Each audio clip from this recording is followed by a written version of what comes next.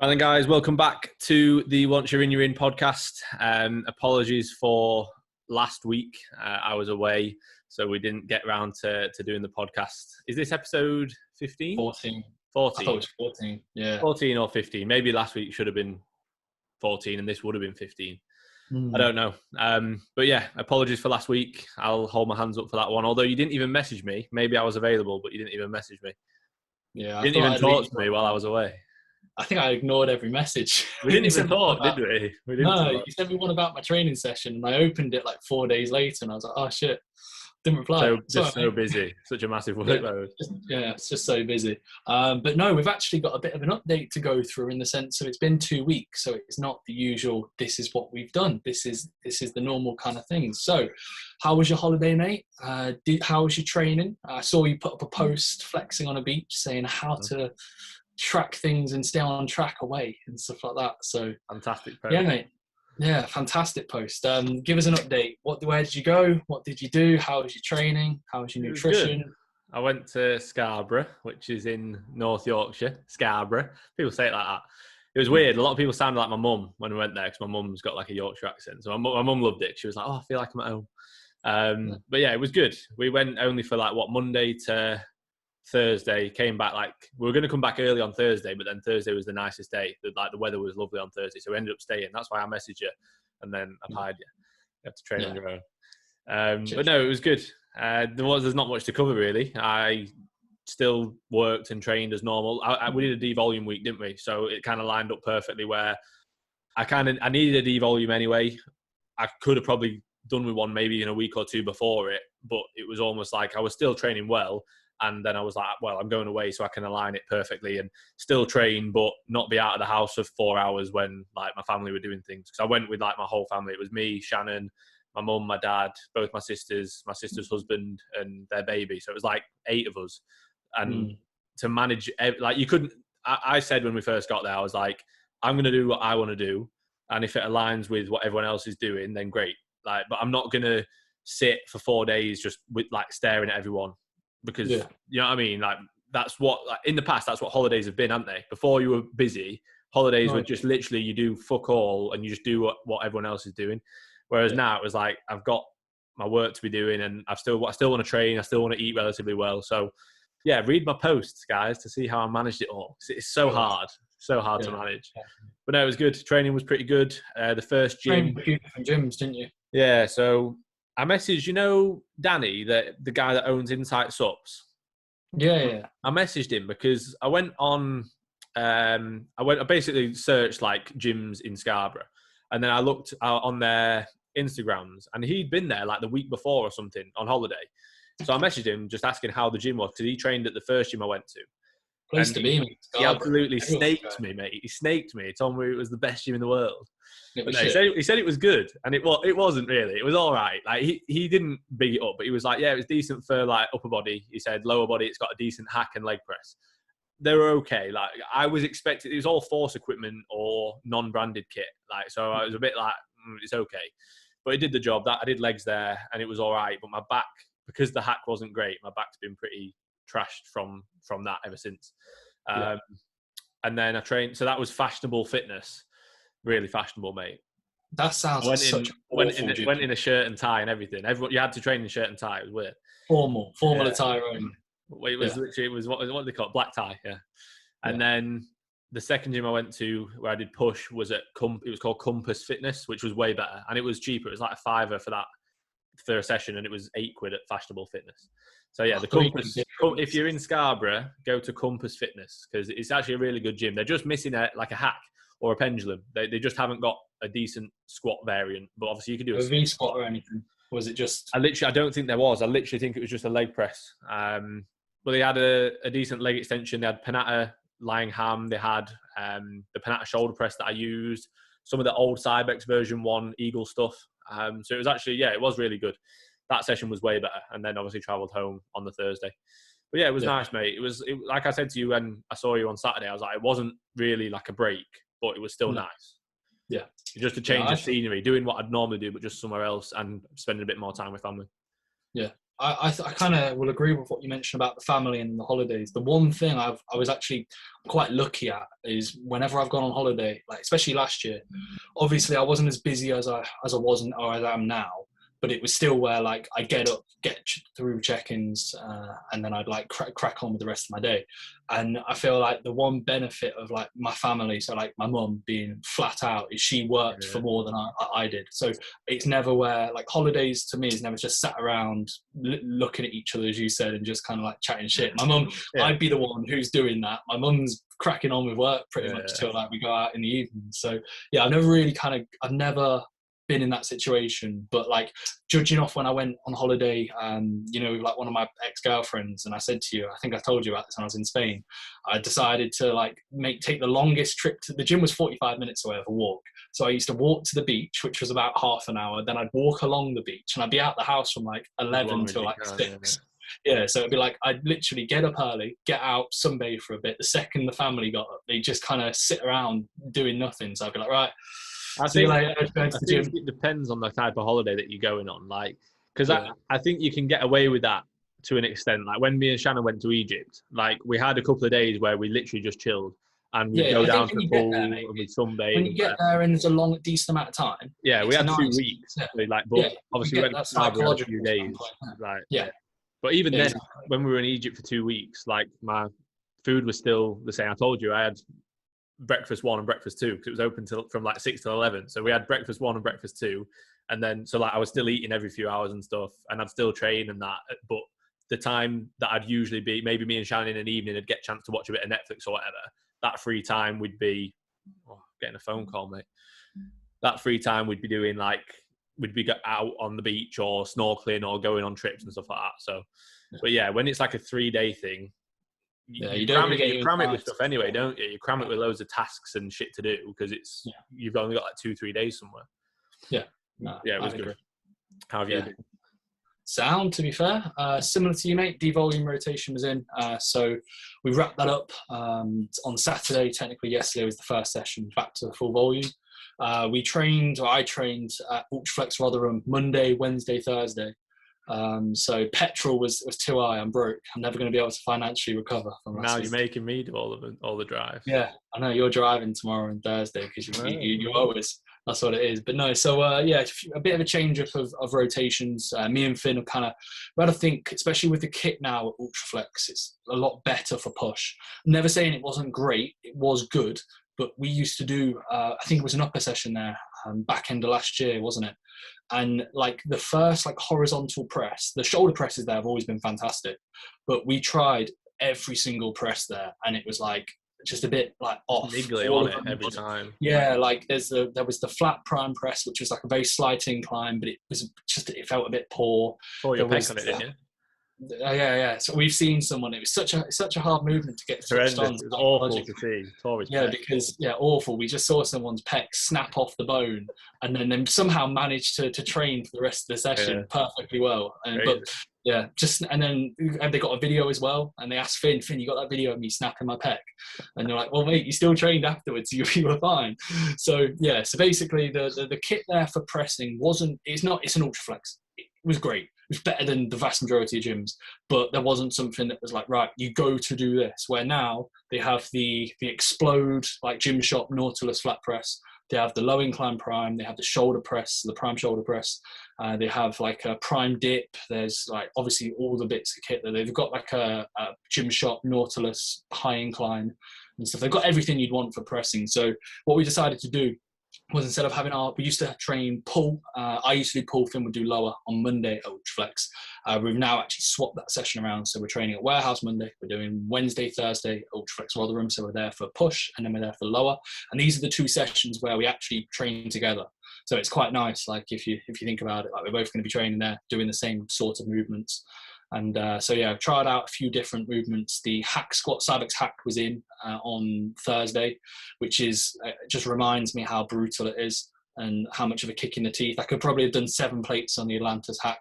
Cybex, half of it. Like it's a challenge. I'm worried about what I'll get. Yeah, I know. It'll be good to see. I think it'll be very similar to yours.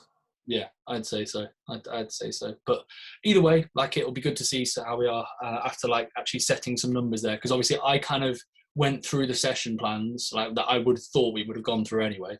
You kind of said, yep, they're spot on, we'll give it a go. Obviously, you might jump on one of the movements tomorrow and think it's a bit wank, but in reality, I thought the kit that was there, I played around with it a fair bit last week, so I feel like what we've got is we've got a good kind of session plan to go off. So for push, it's 4 presses. We're going with the low incline prime press first, bottom pin. Go play around for the second set, because I only did a D volume, so I did 1 set. Prime shoulder press, second press, Nautilus, like flat chest press. Just I think I had 2 sets on that, didn't we? But I might just do 1. It will depend on how I feel for the third press, and then a close grip Smith machine press as the tricep compound. So it's actually 4 presses. So we're going to be trialing out technically 4 presses for the first time, which I know we spoke about before. We always wanted to see if we can get away with it, but we'll just, especially with the kit available to us, and we thought we might as well give it a go. And then likewise the lower session. I was going to say, I think if like if it is literally just 2 or 1 set, then we should be sound, because I've been doing 7 sets. Yeah, I've been doing 5. That's the thing, though. So it's an extra set for me. That's the only issue. 7. Yeah, I have been, haven't I? So I've been doing 2. Yeah, I've been doing 2 on the reverse banded Smith, 2 on the shoulder press, and then 3 on the flat Nautilus press. Yeah. So yeah, it has been 7. So I should be. It'd be very similar for me if I do 2, 2, 2, 1. Yeah. Sound. Yeah, well, I'm going to be overreaching because I've done 5 and I'm doing 6. And so you're in prep. Your recovery capabilities are in the bin. Absolutely awful. But yeah, speaking about prep, I got actually asked a question by Perrin, so I'm kind of answering his question. But he put, "How are you?" I think he actually asked about you. He said, "Hopefully you're both doing well." So we've kind of given an update, and then he asked about how prep. So I'll give the update on the little prep update. I'm actually going to put up a prep update after this. I've kind of wrote up one that I'm going to upload. Some of the photos that Matt took, or videos of Matt took. Yeah. But all in all, I think I'm in quite a good spot. I haven't really made any drastic changes. I have made some changes over the last couple of days, but I held off on any changes. I wasn't going to say I'm ahead of the game because I'm where I need to be. But I think we were both agreeing I was coming in, like the difference between weeks 20 and 16 were like, yeah, okay. And then 16 to 12 was quite drastic, where I was probably, I skipped a bit. It wasn't even that. It was within a week. Yeah. Like, all of a sudden you were lean. You weren't lean. Yeah. And then it was just like by the click of a finger, it's like, oh shit, you actually look lean now. It was like you were almost holding on to a bit of fluid. And then as soon as that came off, it was like, yeah, you actually, you can tell you're a lot leaner.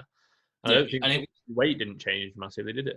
No, weight stayed relatively the same. I was 101.1 this morning, so the lightest weighing. Tuesdays, I'm always, every single Tuesday, no matter what, I'm the lightest I'm always at. It's really peculiar. I thought that might have changed actually with being at warehouse now, though. Yeah, I thought Monday session is always brutal at Ultraflex. Yeah. Now, still a tough session though, isn't it? Yeah. No different. Yeah. It's just the travel's different. Yeah. So yeah, I don't know, but no, all seems to be good. So 101.1, which puts me a kilo down probably from the last podcast we've done. Training's in a really good spot. As you mentioned, visual look, like the difference between those Leeds photos, like it was 3 weeks in between, and I look completely different. And it would be good to see where I'm at now, because I feel like I don't know. I think each week it's just getting better and better. So I've made a few little tweaks and changes. Like I said, I'll summarize it in the prep update later on the post. So by the time this is out, if you want to have a look on my Instagram, but basically pulled down food on training days. I've actually took out the grenade bar, mate. That's my last bro food that I had on the rest day. Yeah, that was the last bit of like bro food that I had that was like proper IFYM, if it fits your macros, whatever you want to say. Yeah. So basically that was the last bit of food that I had. So pulled that down and added an extra 100 grams of yogurt and then 10 grams of dark chocolate. So basically I think it's like 10 carb, 10 protein and 5 fat that's been pulled. So quite a decent drop, to be fair. That was like, that wasn't just your standard 25 carb here or something. It was quite an in-depth kind of drop. And then likewise, cardio's gone up. So the Tour de France champion is stepping forward, because I'm now doing 40 minutes of cardio 3 times a week, and then 20 minutes of cardio on my push session, like fasted. Heart rate's the same. I exceeded 500 calories this morning. 40 minutes every rest day. Yeah, 40 minutes every rest day, and then 1 session at 20 minutes on a training day. That might be subject to change, but I quite like the idea. Like 20 minutes on a training day, that means I can just literally get up, get cracking. I can be a bit more intense, which I know sounds counterintuitive, but it means I can be like, right, just get on 20 minutes and I'm good. I honestly think minutes, I almost have to pace myself. I think just for the mental aspect of it and the routine, Yeah. like Yeah. I want to start getting on top of it and just doing cardio every morning, like not intense, literally just No. 20 minutes to start my day. Like, because whenever you do it, you feel better. Like you always feel better. Your digestion's going to be better. You just feel more productive. So even out, if you're not in prep, I do think it is beneficial. Like, it's just whether or not you have the available time to do it. Like, obviously for us, we can do it because I work. I'd be biking there. Like, I work literally right next to where I'd do it and stuff. So I could manage it. It's not like I have to be at work for a certain time. It's just getting into the routine of doing it. Yeah. But no, so yeah, I'm liking that. Everything seems good. Steps at the same spot, so haven't really played around with steps. I don't really think I will, if I'm honest. Like they're 12,500 on rest days, and then on training days they're 10,000. But usually they creep up to like 10.5 to 11 because I just want it that bad. So it's almost where like too much. Yeah, I want it too much. So I mean, they might go up on a rest day, but I don't really think they need to. Like, there's not going to be much benefit. Like 2,500 extra steps is like, oh, like I'd rather just maybe add an additional, maybe a 20-minute cardio session on another training session. Or whatever. I find with steps, you get to a certain point where it's not going to be beneficial increasing them anymore. Like Slater's at the exact same point. Like, he's, I think, the exact same as you, 10,000 on a training day, 12.5 on a rest day. And he works, mate. His job is like a lot of the time he's traveling, and obviously for us, we can pretty much go on a walk when we want. Like, we can't, but we can. You know what I mean? Yeah. But like even so, like 10 to 12,000 steps for our job is difficult for time and everything. So imagine doing a job where you're like on the road driving for however many hours a day and stuff. Like, I think it gets to a certain point where I'd much rather pull food or increase cardio than increase someone's steps when you get to that point. But then you've also got other people, like Sonny's steps are like 15 to 20,000. Like, that's because exactly. That's because of his lifestyle and his occupation. So it's annoying because I said to him, like, it's not ideal. We have no room to play with the steps, but also they're just going to have to stay constant. Like, I'm not going to push his steps any higher than that. But also for him, even if I did, it wouldn't be a massive issue because he's hitting 15,000, which is just the norm. Yeah. So if I was to like, right, let's make sure we hit 17,000, like, it sounds a huge amount. That's literally a walk. That's a lot of 2,000 step walk. For him, it's just, I need to go on a walk when I'd usually go and sit down. Like, so yeah, but I think for you, like, there's no point really increasing them now with your job and everything, with how long we train and stuff as well. Like, I just think finding the time. My steps on my training days are easy, like, because we're in the gym for so long. All I have to think is I'm just consciously a little bit more active, and I'm like moving around and such. And if I'm honest, my steps are probably higher. I take my watch off because it annoys me when I train. So, and then I'll try and have my phone in my pocket if I'm walking, but like most of the time I have my phone off me. So my steps are probably a little bit higher, but at the same time, like, as long as I see a minimum of where they need to be at, everything seems good. So to summarize, 10.5 weeks to go, which is coming around quick. And I feel like, again, from a visual standpoint, it's in a very good spot. My back's still fat, but from a mental standpoint, I'm starting to feel, I said it in the last few podcasts, like, I'm starting to feel like I'm dieting now, which is normal, like, it's going to be expected. My rest days are wicked because I'm not battered for my training sessions. I'm awful in the evenings, awful after my training sessions. Like, I get in and I'm like, I feel like I've been hit by a bus still. But I think that's going to be expected. It's clearly, mate, the 220 stiff leg just ruins me. And then likewise, every session just batters me. I think it's the 4 sessions currently, which are very, very, very demanding. Yeah. So, and it's almost like, because I've never been dieting at this level of accuracy, and then likewise the level of intensity and strength, I feel like my body is a bit more, I'm like, oh, this is different, you know. Like, I've dieted in the past, but like last year we were dieting and it was like lockdown training where we both weren't as accurate as we are now. Likewise, years gone in by, like, I'd be like, if I was pressing, let's say 7 plates per side on a leg press, I'd be impressed. Or like, if I was pressing the 50s, I'd be impressed. Where now, like, the demand on my body is higher. So after my training sessions, like, I'm written off, and I have a lot extra food. So it's not linked to food; it's just linked to the sessions and how much they take out. I think it's that you're more aware, to be honest, than anything. Because, like, if you think about that, we've said this before. When we used to train together, we weren't as accurate, but we used to absolutely bury ourselves. And we'd feel fucked afterwards, but it was like, oh, it's just normal. Because we sort of didn't know the difference between, like, feeling fatigued from a good session versus just absolutely burying yourself in a hole. Like, it was normal. And because our sessions were let's say like 70% of the level that we're at now. Back then, it was just normal to train decent. You know what I mean? Like, whereas now, as soon as we have like a bit of an off session or even like an off lift, we're like, what the fuck? Like, why is that? And then we know, we can assess why it is, and usually there's a reason behind it. Whereas back then, that it was kind of normal for that to happen, and I don't think we were as aware as we are, or we definitely weren't anywhere near as aware as we are now in terms of like how fatigued we are and whether we're managing it as well as we could and things like that. Spot on. Right, so yeah, everything's good from my end, everything's good from Finn's end. For 2 weeks in, I think everything seems to be in a good spot since the last podcast. Right, so we've got a few questions, not that many this time, but at the same time we can always go through a few. Do you want me to start, mate? Yeah, you can do. Okay, so another fantastic listener of the podcast. That seems to be my favourite phrase. Basically, a guy who listens extremely well and asks really good questions. Toby Does Fitness 0. Mate, he has the title of every video at this point. We're gonna have to swap it around. He put do rack pills, so not pulled pills. Do rack pills have a place in weight training? I've seen them get a lot of hate. Well, firstly, Toby, your grammar here, mate, is appalling. Like, absolutely shocking question formatting. So, rack pulls, do they have a place in weight training? Well, I guess they do because they're an exercise. Therefore, they do have a place in weight training. They don't at that gym that they're banned. Yeah, they don't in certain gyms where they're banned. But I'm guessing he means in from a bodybuilding, hypertrophy, SFR, stimulus to fatigue ratio. What's your opinion on rack pulls, sir? I feel like they're one of those exercises where generally the reason that people do them are because anybody can look strong at them. So I've seen people with barely any muscle doing 200 plus on a rack pull, but they're literally, their range of motion is 8 inches. And it's like, oh yeah, well done. Like, anybody can do that. You're pretty much just doing it like a leg press. You're using your quads to pick that up. Like, that is pretty much it. So yeah, I would argue that if it's done correctly, if it's done well, if it's below the knee, and if you're maybe doing it because you lose tightness in the bottom of an RDL or a deadlift, or you've got some back issues, which means that you're limited by range, then yeah, 100%. Like, any exercise has a place. You have to manipulate it to your needs. But if you had the option of an RDL, a conventional deadlift, even like a 45-degree hyper, I would prefer those as a hip hinge movement than a rack pull.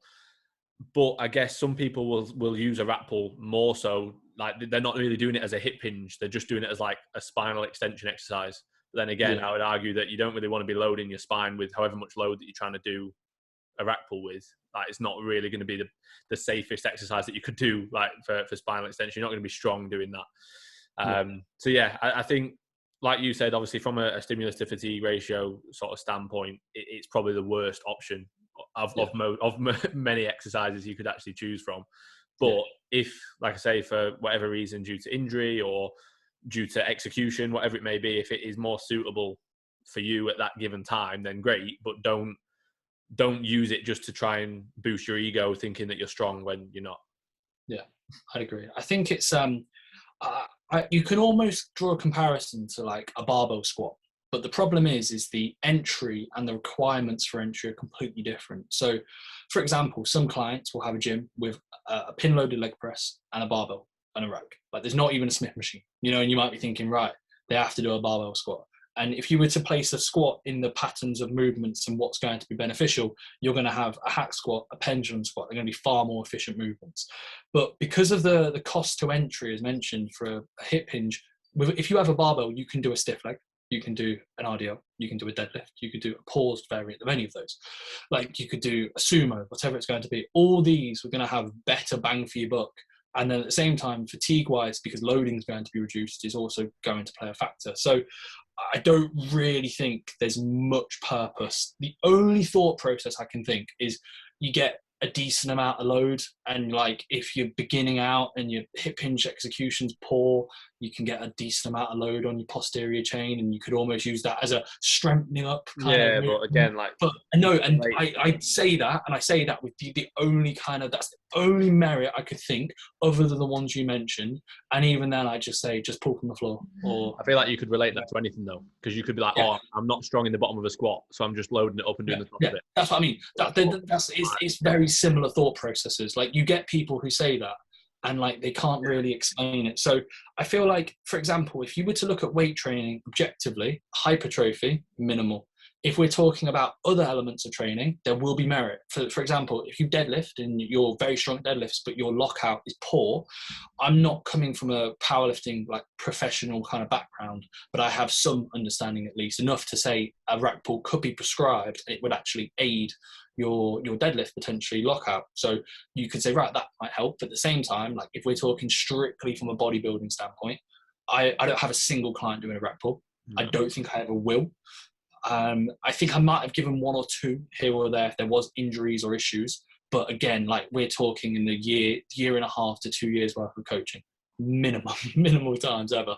So yeah, I think we're both pretty much agreed upon that. I think they can have a place, but I think that place is very, very almost irrelevant to the point where you're better. Right. If you were to perform it absolutely like perfectly. Oh yeah, super slow eccentric. Yeah, you're basically doing like a block pull. You wouldn't like if someone was doing a block pull where the bar was coming like, let's say, to the top of their shin or the mid shin, you wouldn't be like, oh, that's horrendous. But it's because when people do a rack pull, they just absolutely butcher it. That it's just known as an exercise that you shouldn't do because people just don't do it well. Like if it was done well and people were to set it up correctly, then it probably wouldn't have as bad of a name, because it's not an awful exercise. It's just how most people perform it, and also that there's a lot of better alternatives. Yeah, no, agreed. Right, your question, mate. There we go. Mate, I've not got them ready. Shocking. Okay. So, how many hours you sleep on a bulk? So this is from Edu Carreras. Edu Carreras. So, mate, how many hours you sleep on a bulk? Well, it's a good thing you specialise bulk, because I have actually different. I have for my clients bulk sleep time and dieting sleep time, and it's different. Yeah, so basically, like if they accidentally go into a calorie deficit for one day, they undereat. I'm like, mate, why didn't you tick off your dieting sleep time? Like that's what you need to be focused on. You need to get in. That sleep. Yeah, you need to get in an extra sleep cycle now. So I find it funny how it's the same as like, you know, the questions like, what can a natural recover from? Like it's the same kind of answer, and there shouldn't be. I don't think he's actually meaning it. Like I think he's probably just in a gaining phase. He wants to be as optimal as possible, and therefore he's thinking, right, how much long should I sleep? So to break it down, sleep cycles, they work in 90-minute windows. So an hour 30, 3 hours, 4 hours 30, 6 hours, 7 hours 30, 9 hours. Now, basically, a sleep cycle is to go through all stages of sleep. Ideally, you'd want to get in pretty much as many sleep cycles as possible to a certain degree. Usual for performance, recovery, hormone functions, and kind of regulations, you'd want 7 hours 30. Like that kind of 5 sleep cycle mark seems to be the sweet spot. If you can get in a further sleep cycle, it's not going to be a bad idea. I personally find it absolutely impossible to sleep for longer than 7 hours 30 unless I've had a shit night's worth of sleep. I could go to bed, have everything perfect. I'm not waking up after. I get up 7 hours 30 after I go to bed every single night. Very strange, but it's always been like that with me. Struggle to oversleep unless I've underslept for a certain purpose. So again, I would look at it and I'd be thinking, right, 7 hours 30 as a minimum. It's gaining phase, dieting phase, maintenance phase, whatever it's going to be. If you go under your sleep, there could be some merit to trying to, let's say, bank on your sleep on the weekend. You don't get that doesn't make sense. Like that, you don't get an actual benefit from having 9 hours if you're then sleeping for 6 hours in the week. You don't get like a superficial response of having an intended sleep cycle. It doesn't all add up. It's not where like you could look at it from a weekly calorie perspective and think, well, in a weekly calorie I'm in a deficit, or a weekly sleep I'm in a 5 sleep cycle surplus per day, or whatever it's going to be. But yeah, I would almost just have a look and I'd be thinking, right, 7 hours 30, look at your actual sleep quality and not just your sleep time. Loads of my clients, they say to me, my sleep time's this, but they have their sleep quality down as pretty poor. They're waking up multiple times. I have some clients, mate, that sleep for 6 hours a day, but their sleep quality is mint. or like or sleep 6 hours a night, and their sleep quality is mint. And I'm like, yeah, like if they can't due to work circumstances, I know we'll probably have clients who are getting up at 4:30, 5:30 a.m. And I always try and say to them, like, you need to optimize this to a better degree. But some people's schedules, literally, they struggle to on like a week-to-week setting. And if they can perform well, still progress, it's not going to be maybe optimal, but from an individual to individual sense, it's not going to be the end of the world if their sleep's a little bit off here or there. So yeah, 7 hours 30 I'd say is the minimum. You can get in 9 hours, go for it, but I try and keep a minimum of that 7 hours 30. Yeah, I'd agree. Like, the only thing I would say is that for a lot of people, 7.5 hours is very, very difficult, like with their routine. Like I have some clients who work like 12-hour days plus trying to train and maybe do steps and cardio, and they've got a family, like things like that. It's very difficult. So I always say to people, like, 6 hours is the absolute minimum. Like if it's below 6, I'm like, right, this is a real issue that we need to sort out. Yeah, I'd agree. If it's above 6, I'm like, okay, right, how's the quality? And like you say, if the quality is great at 6 hours, then and they're literally, mate, I would really struggle to get any more than 6. And I'm like, okay, cool. I'm not gonna come down on you and be like, come on, you need to get more, because they don't have enough hours in the day. But for someone who's like a student who can literally sleep as much as they want, let's say, I would just say get as much as you possibly can. You're going to benefit from it. If you can nap in the day, nap in the day. If you can sleep 9-10 hours at night, sleep 9-10 hours at night. Like, you will benefit from more, unless you're the type of person who feels more sluggish the more and more you sleep. But for me, like you're saying, like you can only get 7.5 hours. Like, if I had no commitments and could literally just sleep and wake up when my body woke me up, I reckon I'd probably get like 8 to 9 hours every night. And it also depends. It depends on so many things. Like we've said before, like how is your day set up? Are you mentally challenging yourself? Are you physically challenging yourself? Because if you're not doing anything like that, like you're going to struggle to get 7.5 hours of quality sleep. Whereas if you're like having a really rammed day with work and training and this and that, like you're probably going to need more sleep than someone who's not doing that. Yeah, no, I'd agree. I think that what you mentioned towards the end is spot on. Like I used to, like obviously my structure and routines change, but like I'd be able to have a day where I'd like go to the gym, train, I get in the evening, and like we've mentioned as a joke, like when you're 17, 18, you stay up on Snapchat chatting to girls or on Instagram, and like, mate, the thought of doing that now, like I don't even want to go on my phone. I don't want to go near my phone. Like I'm even like playing video games in the evening, and it's a shame because like I try and make time. Like on a rest day, I might like, I don't know, hop on for a half an hour onto like a video game. But like on like my training days, mate, I get in and I'm like, the last thing I want to do is spend any mental power. Like I'm ruined, and I feel like that's again going to be a driver. There's so many people. I've been the same. We've been the same when we were teens. That you do nothing in the day. You train, and then you get around to like 11 p.m. and your brain's still like, oh, what's happening? What's this? What's that? And then you just waste time. So now, like, you wouldn't even have the energy for it. No, definitely not. So many check-ins. So it's just so many check-ins. Such a massive workload. Such a massive workload. Right. So, right, mate. So this account has 120,000 followers. They follow 94 people. I'm one, and they're not a fitness account. I don't know why. Like, it's an anime account called Shonon Waves. So Shonon Waves has asked, what's your favourite part about fitness? I don't really know. It's just a random account that posts about anime. Yeah, and it's got literally follows 94 people. They followed me about a month ago, and I thought like, oh, this is one of those bot accounts where you follow them back because you're like, oh my god, loads of followers, but they're still following me. I was like, what? Now that's questions. Yeah, I think we've answered this before. Yeah, we won't give much of an in-depth answer. I feel like we both just said. I'm pretty sure we answered it, and I was like, the relationships that you can build, like, because we wouldn't know each other if it wasn't for training. Like, we wouldn't have a career if it wasn't for fitness and training. We'd be unemployed. We would be unemployed. We'd have no friends because literally that's all it is. Snapchat till 4 a.m. Yeah. That's what it would be. Yeah, I guess I would say like the relationships you can build from it, because especially when you get to a certain point, like there's almost like a level where now like we know a lot of people simply through social media because they train well. Yeah. Like, and if we saw them, we'd be like, "Oh, hey, mate," and we'd never even met them. Like, No. I think that's pretty cool. But there's loads of downsides to it all as well. Yeah, there's a lot of bell ends, unfortunately. But yeah, I'm one. So that's what it is. Yeah, definitely me on it. My favourite part about fitness, the constant chase of progression. That's what. Sanaya, what's your favourite part about fitness? You mean Big Shane's? Big Shane's there. Big Shane's there. Shane Kelly, fantastic listener of the podcast. What is it? Number one fan. Yeah, number one. What's your favourite part about fitness?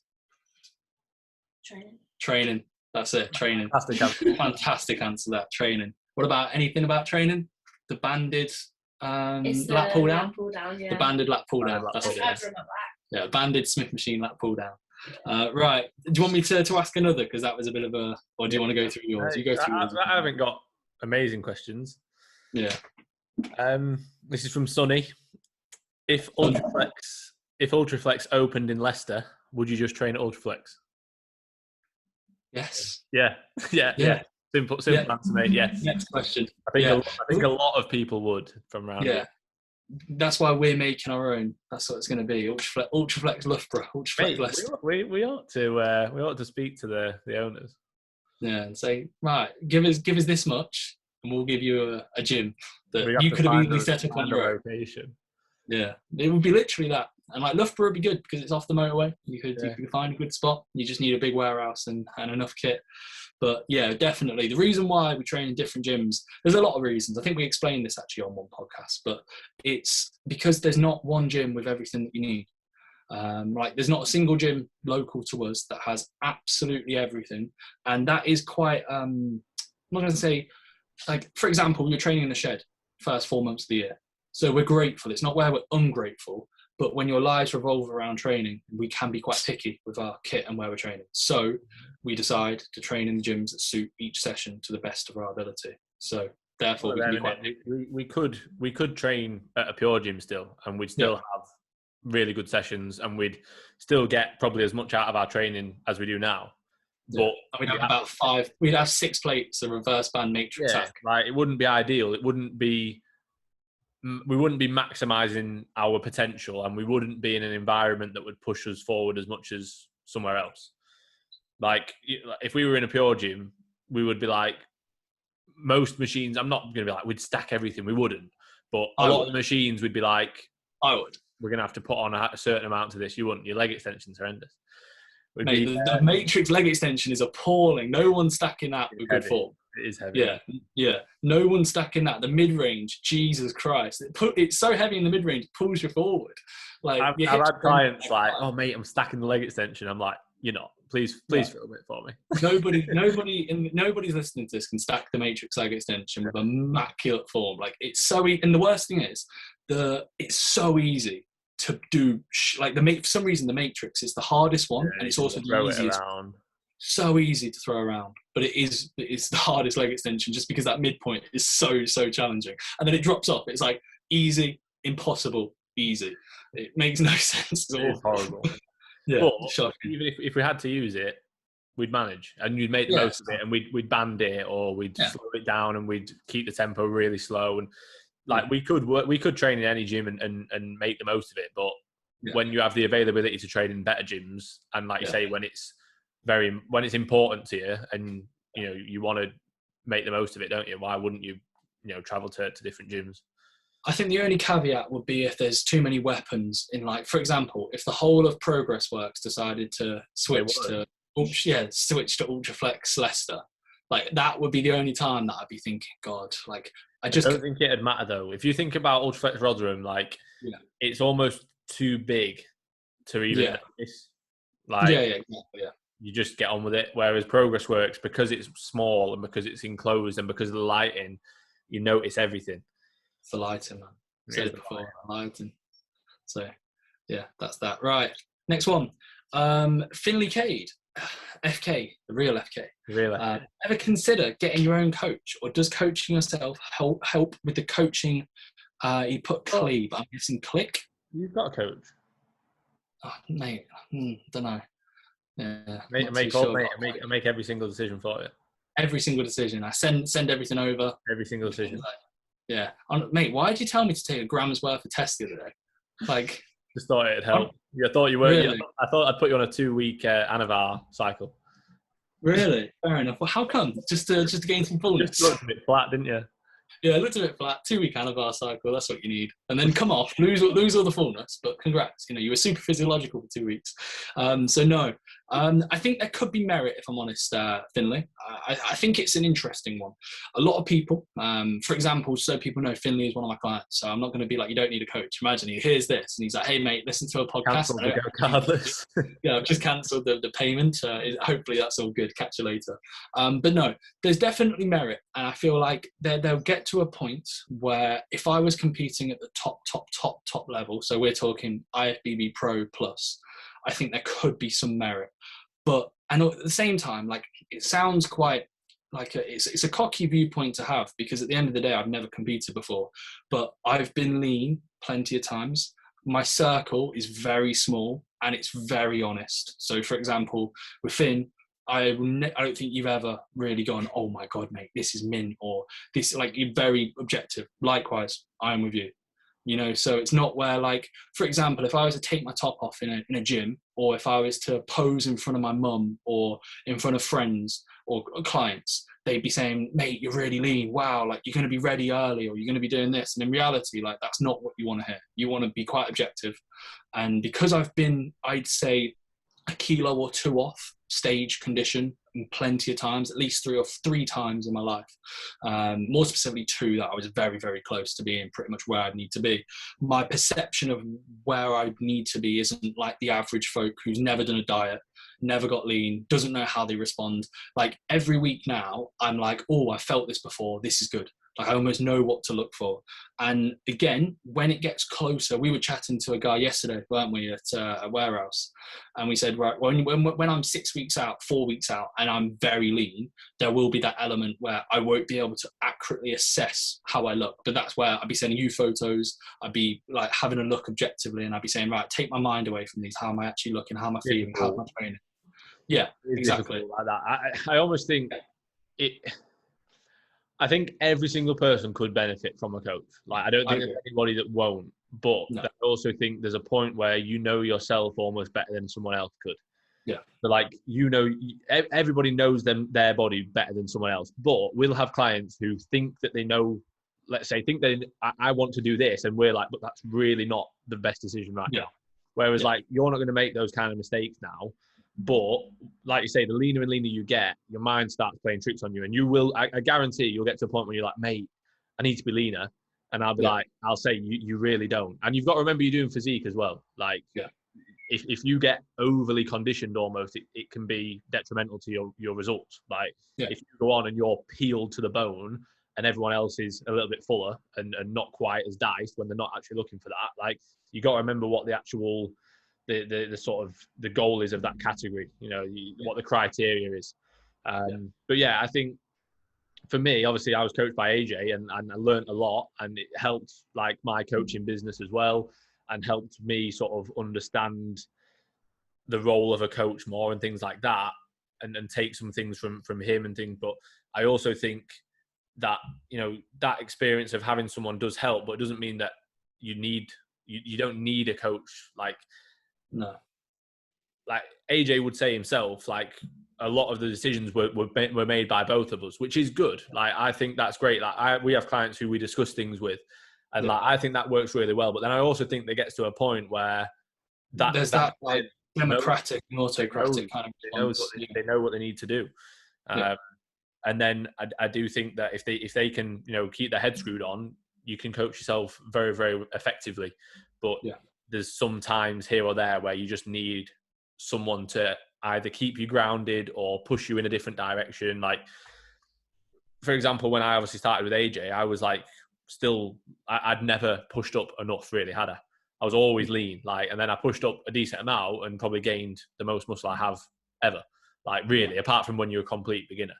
Like, but I wouldn't have done that on my own, because I'm like, oh no, I don't want to get fat. I want to look lean so I can take photos. Like, when that's really, where I think I was almost, I'm not going to say I was always a bit different, but like, when we started training, like, I'm a few years ahead of you, even though obviously I'm younger. Like, I'm 9 years into training. I've had plenty of push-ups. I was heavier than I am now between 16 and 18. I've said that before on this, and like I've been lean enough to the point where I probably could have competed. So for most 22-year-olds, not many people have the experience that I have, like being objective. And then likewise, I'm not going to say knowledge, but it would take a hell of a coach to know more than, let's say, most facets of training. And then that's not even discussing, like, you then go into the pharmacology of side of things. Like, I know I'm very well versed in that. So for where my level is at, it could be beneficial, but it's almost like I just want to see. And then I might take a step back and go, you know what? It would have actually been a better idea. I personally don't think it will be the case. And I think it will almost be one that I would know. I think it's one of those decisions that you'd know when it's needed. It's like a lot of things. You'd be like, if I get to 6 weeks out, 4 weeks out, and I'm ridiculously stressed out, but at the same time, I'm looking in a way that, and you'll probably be smiling, I've got you to bounce ideas off, and we chat about pretty much everything. Yeah. And what we said last year was, yeah, again, we gained a lot. I think we both gained a lot of knowledge from you competing, me seeing it firsthand, likewise you did. But I feel like if we were to have the same knowledge now, and we were to prep you, let's say it was like me and you, I don't think you would have finished any worse than you did last year. Like, I think you could have easily brought the same kind of package. You'd be in better shape, obviously. And that's no disrespect to AJ, because at the end of the day, he held your hand through the whole process. But it was where we were kind of chatting. You said that you and him helped, like, made decisions. Mate, we were chatting post sessions and thinking, you know, this could be that, this could be that.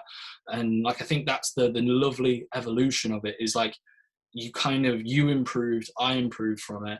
And like, now we've both been in a position where, like, if you were to prep next year, I know you said you weren't, but I don't think your first inclination would be, I need a coach. It would be, you probably go, yeah, I reckon I'd be all right.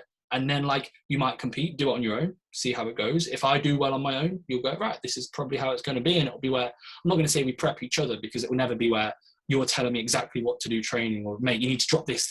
Like, you drop me a message Monday, hey, bud, carbs have been pulled. But yeah, but having that, like, honest opinion and almost taking an objective viewpoint it's rare, because a lot of people have levels of, like, bias. There's emotional kind of swings and preferences. But I think with the current circumstances right now at the moment, I wouldn't consider getting a coach, if I'm honest. But I think later down the line could help. And then to answer his question about, like, does coaching yourself help? I think it depends. Like, Finley's a young lad. So he's coming through the realms of, like, training well. He's probably in a similar position to how maybe you were if you were to sign up with AJ, like, a year or two before. So, like, in the last 6 months together, he's grew at an absolutely ridiculous rate. Everything's in a far better position. And I think there is that benefit to having time on your own. But for the vast majority of individuals who, like, I'm not going to say aren't about it, because Finley is about it, but having a coach would help, because it takes away any external stresses. You would just have to tick a box. You see the process day in, day out. I usually, when people message me about coaching and getting into it, I usually say it makes sense to work with a coach and see how they go through the process. And that usually will therefore help them become better coaches. Yeah. So, yeah, there's plenty of benefits. There's benefits either side. But I think for most people, like, it would be beneficial to have a coach, even at some point. Yeah. Like, especially at a younger age. Yeah, when your knowledge is not going to be dependent. Like, I'm only where I am at and you are, it's due to our age. Like, I've said to Finley, when he's like, I think he's 17 now, if I'm not mistaken. Yeah, he should be way ahead. Mate, in 2 years, like, he'll be where me and you are at, and he's going to be 19. You know? Like, knowledge wise, if he applies himself, and so far he is, you know, so I have no doubts at all. And that's almost what you have to view it as. Like, this is, for me, 7-8 years worth, like, after pissing around for the first year, of listening to every podcast I can listen to, watching every YouTube video I can watch, going on forums, researching about everything, to the point where I'm very confident that there's a lot more for me to learn, but I'm content with, so much to learn, so like, much more. You never stop. And I think if you think that you know, I definitely don't. Like, a lot of people, that's when you start, like, actually getting slack. You start becoming complacent when you think that you're ahead of where you are. And I know that we've probably both been victim of that before, where we think we're, like, ahead of where we actually are, and then we actually need to take a step back sometimes. Like, fucking hell, there's still a lot more, like, we need to learn, and a lot more we can do to be a lot better than we are. Yeah. It's easy to become complacent when things are going well. Yeah, no, I'd agree. Yeah, I was like that between like 8 when I was dieting, like 18 to 20. I remember like I do the same push up. You think you know everything, don't you? Like at that time. Yeah, I literally, yeah. No. I thought you were taking the piss. Like, No, I I'm thought being you were like, serious. I was the same. yeah. Like, I was dieting. I was like in the best shape in comparison to anyone my age group. I looked so much better than everyone I knew. So I was instantly like, well, I know everything. I'm doing this, and like I'd just be like progressive overload, this, that. But like my accuracy was poor, but I wouldn't even know. You wouldn't have even taken any advice though. Like if I'd have come up to you now, like let's say me at this age, and it was like, oh mate, like let me take you through a set. Like well, obviously we don't do that, but imagine I did. You'd be like, nah, fuck off. Like you wouldn't say that, but you'd be like, I'm all right. Like because at that age you're arrogant and you think you know everything. It's the same like not even around training, just around everything. It's like when you're growing up and your parents will tell you stuff and you're like, they don't know. It's like, well, they do. They've got a lot more experience than you. Like, but yeah, it's just part of growing up, isn't it? Yeah, no, agreed. Right, your question, mate. They've gone again. I think I got one about staying natural or not. I got one about that. Yeah, Conran be fit. What, asking if you're natural? Yeah, and I said yeah. So he basically asked, when would you say to look at enhancement, i.e. yourself or a client, and why? And I think it's a bit of a silly question, if I'm honest. Because, like, not saying it's Conran personally, I'm just saying in general, against, kind of like the last question, you almost know. And it gets to a point where you have to weigh up the pros and cons and your potential and where you're going to be in the sport, where you're going to be in from your personal kind of backing. And then like the problem is a lot of individuals, like most gyms, and this is the scary thing, lads will, for 6 weeks before they go on holiday, will jump on Test and Anavar and then go on a lad's holiday and then come back and look awful. Like I've had recently a few clients sign up, and I'll definitely not name names. And again, they seem lovely. They seem like top lads, but they came to me from a previous coach, and the protocols that they were told was pretty horrendous, like to the point of where it was like very dangerous. And these lads, when I assessed their training, they both agree that their training was pretty poor. And I was almost like, this is what the problem is. This is why you don't look that great. Like, this is what we need to focus on. Instead of taking X, Y, and Z, this is what you need to focus on. And it gets to a stage where I'm not going to say everyone has to take a jump. No chance. There's so much potential there for natural athletes. For example, with Finn, with myself, we could easily be both gaining at a very, let's say, not a slow rate, but you can make improvements year to year. Let's say if me and Finn both decided we're both going to stay natural, obviously one person hasn't, myself, but if we can say, right, let's both stay natural for as long as possible, mate, we'd still make progress on a year to year, month to month setting. But there would be not a diminishing returns effect. I hate that. I hate the thought process. It just slows down. Mate, you've made very good improvements since your show. You know, like very, very good improvements. Like, have you blown up? No, you're not going to. Like, you're never really going to. But I would almost view it, and I'd be thinking again, what's your goals in the industry? Is your potential where it needs to be at? If you're jumping on gear for a holiday, you're a fucking weapon, like simple as. Like, that's literally the best way I can describe it. You're just a weapon. But if your goals exceed like what you can achieve in a natural realm, and it almost is regarding, like, I've always said, if I wasn't making money in the industry and it wasn't my livelihood and it wasn't something that I could see further, not monetary benefit, but my own personal development in, there would be absolutely no point to take it, because the only other thing that would satisfy would be training kind of performance, which if anything is probably better than the visual kind of elements, because you train better and training is what you set your day around. So when I'd say, like, I would never really approach a client, I haven't yet, and said, hey mate, you need to take this, or you know what, you should be taking this.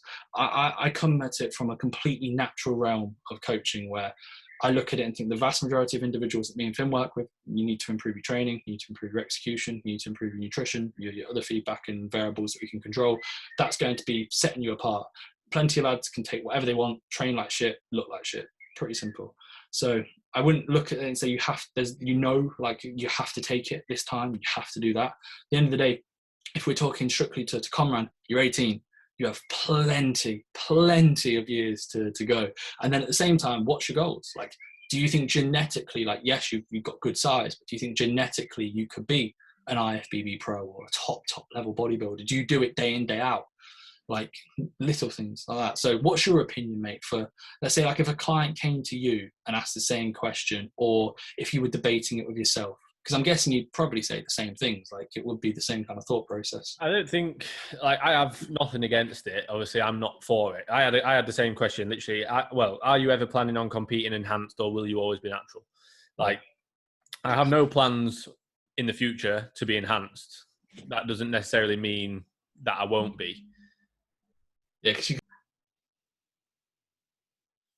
I just paused it for everybody listening or watching. So if it goes if it does a little glitch, then you know why. But yeah, I was saying I just had a question about obviously whether I would compete enhanced or natural, and I've not really got any future goals to be enhanced. But that doesn't mean that I never would. You know what I mean? I don't think you can never say sort of. It's like one of them. Like I'd never say never, but I have no real plans on doing it. But that doesn't mean that I'm against it for anyone else. Like. I have more interest in enhanced bodybuilding, like 99% of people do. Like people watch the Olympia, they don't watch the natural Olympia. Like, you know, there is more to it. There's a lot more, like, it is the sport, you know, it's not called enhanced bodybuilding, it's called bodybuilding because that's the norm. So for anybody who wants to really be at that top level, then, you know, you've kind of got to accept that you're probably going to have to do that at some point. But I would argue that it should be almost like a last resort. It should be like the last thing that you do when you really know for a fact that that's what you want to do. Like, even if you're 16 and you know for a fact you want to be an IFBB pro, I wouldn't recommend that you just start gear at 16. Oh no! I mean, I would be like, well, make the most of the next few years when you're in probably the best. You've got your best chance to be growing. If you like maximize everything you're doing at that age, you're going to be incredible at 22, 23, 24. And then you can also get even an extra benefit then of jumping on gear. Like, I don't know, like, I know Keefe wants to be an IFBB pro. And I think how he's worked it is like pretty much bang on in terms of like, look how strong he is, look how good his training is, look how fucking mint he looks when he competes. Like, imagine that and then enhanced. Like, I think that is, if I was going to do it, that's how I'd do it. Like, and obviously I've competed naturally already. I know you're not competing naturally in the first place, but you know for a fact that you're at a level where you'll do well. Like, you're not deluded. You're not like, oh, I need gear to be better. Like, you don't. You'd have probably still, you know, done just as well without for these shows, because obviously it's not as if you've been on gear for years going into it. Like, so I just think most people nowadays think that it has to be part of it. When it really doesn't. Like, there's so many people that are natural that look miles better than people that are enhanced. Yeah, the people like the average gym that are on gear are the ones that you don't even expect it to be on, because they look so bad. Like, they look average. There's loads. I would argue that the majority of naturals who train with any form of intensity and know what they're doing a bit will look better than anyone who's enhanced who doesn't have a clue. Yeah, like, you might not like. There's a study, isn't there, that like what was it? It was like a 6-week study or something like that where they do the gear sofa. They sat on the sofa and gain more muscle. They gain more muscle than the natural guys. Yeah. But I would argue that like, you can find anything in the data, like, but you can see it that it doesn't matter if you've gained more muscle. You can tell they just don't look right. You know what I mean? Like, there's people who are enhanced who just don't look right. You can tell they don't know how to train, but they're on gear. You can see it from a mile off. Like, they got massive traps. They can't massive traps, like, really round delts. Yeah, awful legs. They're literally any musculature that actually requires any ounce of like balls to get after a set, they just don't have, like, at all. Like, I think it's almost like the lower half is the ones that you can tell. Because you can, like, just like I said, your androgen receptors can be full as anything. You can literally just do pump work and get decent legs. Yeah, and then literally, like, anything that requires a bit of like actual mental fortitude, they're like, oh no, such legs are absolutely appalling. Their backs are awful. Upper back will be all right. Mid to lower back appalling. You know, like it's oosh, and then just wank after that. And Yeah, it's a shame really, because again, like it is viewed as like almost here, like, and you go on YouTube videos now and you'll hear people say like max out your natty potential. It takes 2 to 3 years. It doesn't. It takes so much longer. I'd argue there isn't. No, there's not, mate. You're not think just going to get to a point. Like where you just obviously, literally your progress stops. Obviously, hormones are going to decrease. Yeah, that's what Yeah. they class it as. Your natural potential is when your testosterone is going to start dropping as you get older, which is normal. Yeah. Like I wouldn't class that as a potential. Like you wouldn't be like, oh, that's my natural potential done. Like, yeah, exactly. And it's not like it's going to start. It's not like going to start trending down and then instantly your muscle mass trends down. No. Like it's just the rate of progression is going to slow down, mixing in with there's no new level of like novel stimulus, because your progress is no doubt going to get a little bit slower across like a week to week, month to month kind of setting. So all seems. One sec, Abster, what are you doing? That's appalling. Cheers. Yeah, sound. If you get out, that'd be fantastic. Sorry.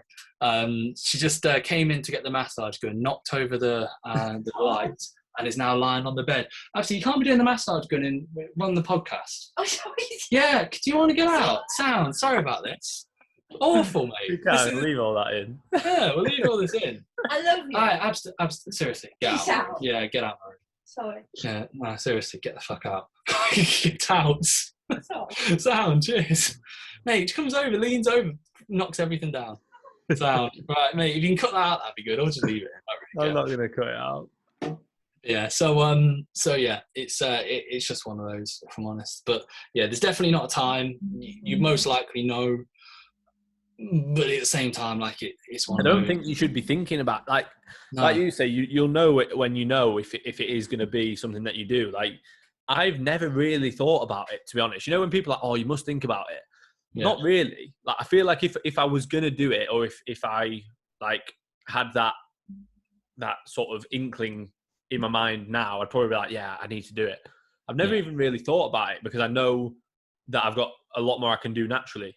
And you know what I mean? Like I don't feel like I have to use anything else to enhance my ability to grow. Like I just think it shouldn't really be a thought process. Yeah. No, I think that's an honest kind of, it's a good thought process. I think a lot of people kind of skip that and they don't think about it. Yeah, but it's sad, isn't it, really? Like, it's just I think this is one of those things you could do a whole podcast on it. Like you could properly go into depth with it, because there are so many individuals who don't know, and like you could say, right, the X amount of years, and then you need to have the knowledge and then the understanding of it. And again, the vast majority of individuals jumping on so much, it's just absolutely absurd, and they don't understand any mechanisms of action, what works in good synergy, how to control say potentially any side effects. And they just say, right, they go to a guy, they say take this, take that, they have their cycles stack planned out already, which is already pretty much shooting yourself in the foot. They're taking an AI to initiate and then don't even know how their estrogen is going to respond. They're not doing blood work. It's like, Jesus Christ. Like, again, it's the issue, because it's non-regulated, and it's like there's no main source of foundation of knowledge unless you know who to follow. So yeah, focus on training naturally. If I'm talking from a coaching standpoint for Comram, you'd be better off making sure to hit your macros every day. That's what you need to focus on, mate. Not under eating. That's what's going to give you more progress. That is like, even that, for example, like I feel like if you're not nailing all the basics, even if you do it, like realistically, it's not going to be better for you than if you just nailed the basics. Yeah. Like simple as that. Yeah, I'd agree. Right, go for it, mate. Must be approaching the last few now, surely. Yeah, that's the last one I've got. This is from Will Jones. This is quite a good one, actually. Yeah. So, reasons to program a pull/leg day. So I'm pretty sure it means like a leg pull session. Pull leg. He's pulling our leg. How to structure it and the split it would fit into. So yeah, basically your thoughts on leg pull days. Do you like them? Where would you put them in? What split would you have them in? Well, it's very important we know, is he training with a girl during this session? Because that's going to be impacting recovery capabilities. COVID. She gave him COVID. So it was what was the word? What did he use? What do you mean? I can't remember what word he used to describe the session. It wasn't horrendous. It was like disastrous session or something. Disastrous. Shocking. Disastrous session. Gym's now shut down because I actually went and trained. Bad. Yeah, it was that bad, but I've got COVID now. So leg pull. If you think about it, you're going to be training. You're most likely, it used to be called a density day. This is what JP made quite popular: density, posterior day, whatever. And basically, it really depends on what you need to get out of the session. I feel like we gave a breakdown of a leg pull session in one of the podcasts. But ideally, I would most likely recommend, just because there's going to be so much musculature that's going to be taxed, I would definitely recommend having a rest day either side, ideally. So, for example, if you were to program it in, you might have it on Monday, you might have then Sunday and Tuesday off. So you'd want a rest day either side, because you could get away with training push, but then you trained your full body in a 2-day kind of like rotation without a rest day.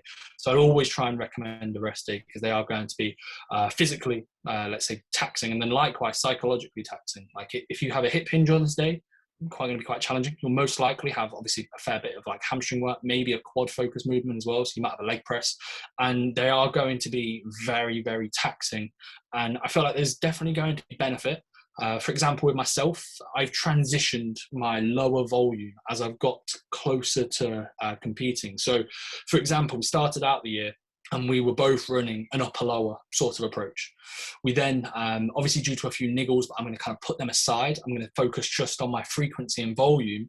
I actually shifted to a leg pull, a push and arms, a lower, and then a upper. So I could actually get in more push work over a weekly setting, still get 2 times peak frequency on my lower half, still get 2 times peak frequency on my back. And therefore I could almost maintain the 2 times peak frequency, but I could just put additional volume onto my pressing musculature. And then I transitioned from that leg pull session, instead of it being like a direct leg / pull, it was more pull and hams. And that's almost how the approach is currently. So I can still tick off my hamstrings from like a musculature standpoint at like that current like 1 time to 2 time per week frequency, with my direct quad work being twice per week. So I currently technically have a leg pull session in, but it's not your standard leg pull session. Here's your lower movements. Here's your pull movements, and then we go from there. So I think I'd have a rest day either side. Programming would massively depend on what you think you need and what you need to focus on. So for example, you'd know Will better than me. He might have a quad movement there. He might have a hamstring movement there. It might be more of a pull focus session. Brody, he's on a similar split to me. He wants to compete in physique next year. I have him doing a leg pull session, but it's more so like, there's like a leg press in there as well, but it's also pull volume. So it really depends on what you need out of the session, but the kind of basis is aligned there, mate. So if you want to finish us off, if there's anything that I missed out, feel free. No, I think it's one of those where you probably don't need a leg pull day. Like, I would argue that it's quite a luxury almost. You know what I mean? Like, when, especially at the start of training and when you're really trying to build like your foundations of muscle, like, I would argue that an upper lower split or a pull day, a push day, a leg day would be more beneficial just in terms of managing overall fatigue, because like you say, that full leg pull day is going to be absolutely brutal, and that is going to have a massive impact on the rest of your training sessions. I think it's fashionable is what I would say, and I think that attracts a lot of people. The name of it, the density day thing, the fact that it's full posterior chain. We've had people ask questions, what do you think to like a full posterior chain day versus a full anterior chain day? It's like a pull day and a push day, but including like pull for legs and push for legs, which makes as much sense as doing upper and lower, but not really, because you're going to be getting a lot more cross transference of doing like a lower versus an upper. There's going to be minimal cross transference, whereas a posterior versus anterior day, there's going to be quite a lot. But I just think it's... Mate, imagine going for a flat chest press and being like, oh lad, how many sets you got on the leg press? Just like, oh yeah, I'm just on the Smith machine press, man. I'm on the high incline Smith. I've had a few questions about it. I've had. Yeah, I think it's funny in theory thinking about it. I think it's one of them where if you were really, really lagging in terms of your posterior chain, then it wouldn't be a bad idea. But the only benefit it would have is that you would potentially be able to increase your frequency and your volume on those body parts. It's not a magical day that's going to make you massively dense. Like, I think that's what people think. Oh, leg pull, I'm going to gain loads of thickness. It's like... I'd argue you probably gain less because you can't put the actual time in the session. Yeah. And the energy needed. We were looking at planning one, weren't we? And we were thinking like, right, what would we actually have in it? And we're like exercise 5, and we're like, this is going to be horrendous. Like it would just break us. Like, and Will trains hard as well. Like Will trains really well now. I don't know if he'd be able to manage it that well. And if he did, the volume would be so low. And I feel like it would actually take away from his overall sort of volume on those body parts. So I think like what we do and what I do with quite a lot of clients, when the hamstrings are a weak area, which they are a lot of the time for let's say 18 to 20 odd year old guys, usually hamstrings, legs overall, but often hamstrings are quite lagging in comparison to quads and to the upper body. So I'll often put hamstrings on a pull day, like exactly what you said, because one, they can actually help in terms of warming up going into a hinge movement, and two, then you're also getting that added volume. I sometimes have it later on in the session with like more of an emphasis in the lengthened position, but yeah, I would almost sort of sway towards that side of just adding some hamstrings and some adductors to a pull day versus doing a full leg pull day where you're trying to do a hack or a leg press alongside a hinge, alongside a chest supported T-bar. Like, it's a lot of big demanding movements which can be quite hard to recover from, which will likely take away from the rest of your training. Yeah, I'd agree, mate. Yeah. Was that the question in its entirety? Because I feel like there might have been something else that you added on top of that. Was that it? Like the leg pull? How to structure it and the split it would fit into. Oh, yeah. So kind of answered the split you want to rest side. Depend. Structure, again, kind of spoke about that, depending on obviously what you need. I feel like I said, you can easily go for a few different approaches. For the vast majority of individuals, it will be like with Brody's, I have him where he's doing like one set of a leg press, one set of a hinge. And I've said to him, it's just because he's training 4 times peak frequency. I think it would be better if it was maybe at 5 times peak frequency, and you could spread it out across the week, because therefore you could apply more focus, intensity, and then therefore like accuracy from not being mentally written off that you're going to leg press 6 movements into a leg pull session. So yeah. And then to conclude, we have. Go on. Sorry, I was going to say that's a good point. Like just overall frequency, because like I do have a couple of clients on a leg pull day because they can only train 3 or 4 times a week, and it can tick a lot off if you literally. But because the question was from Will, I didn't really think of that because he trains 5 times a week. But yeah, if you have, let's say, only the ability to train 3 or 4 times, then it might be a decent option to add in to tick off a good amount in one session. Yeah, spot on. Right, and then to conclude the questions, Jesse Oldenburg. Implementing an aggressive cut, influencing your muscle mass, decreasing 250 calories for 4 weeks. That's not aggressive if you're decreasing 250 calories. It depends. Every week for 4 weeks, so he's pulling 1,000 calories from, but even if his calories were 2,000, yes, you could argue that's like a decent shift. But I wouldn't be saying that's drastic. Like that's what, 15%. Like it's not going to be who is like it? a lot of like a percentage. Who?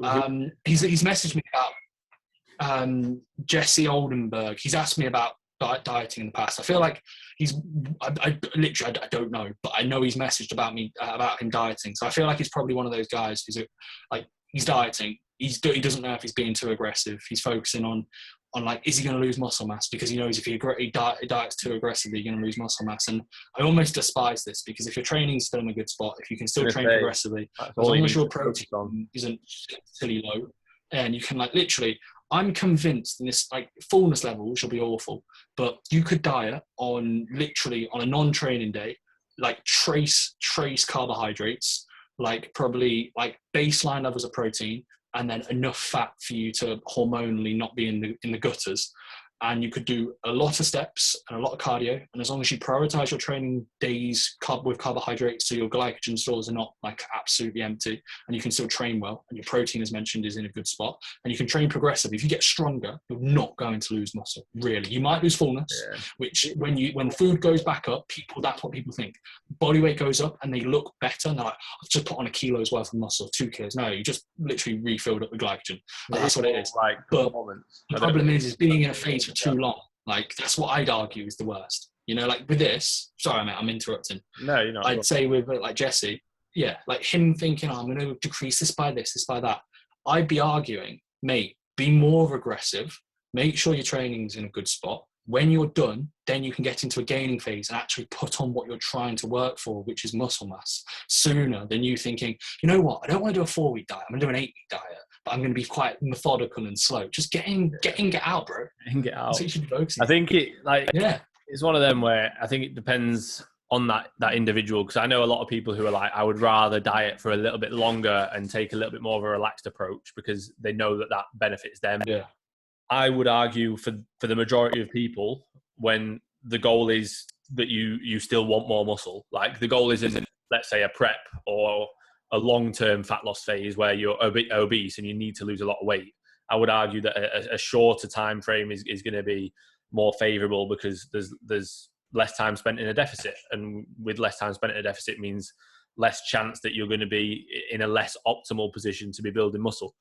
Obviously, it depends on how lean you get, but like you say, I would almost argue the more aggressive, the better. And there's actually quite a lot of data out there as well that a lower calorie diet can actually be just as more beneficial for fat loss and just as beneficial in regards to performance over a shorter period. So I think it's almost like overlooked. People think, you can't be too aggressive because you're going to lose muscle, when realistically, if you start in a really good spot on a lot of food and training performances as high as possible, no matter how aggressive you are, as long as you're not getting stupidly lean and not eating at all, then your performance is still going to be good and you're going to hold on to as much muscle as possible.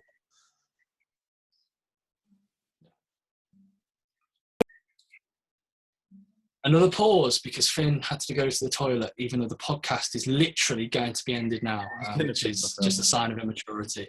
You just couldn't last, could you? I couldn't. That's no. what it was. It was coming out. No, he just couldn't do it.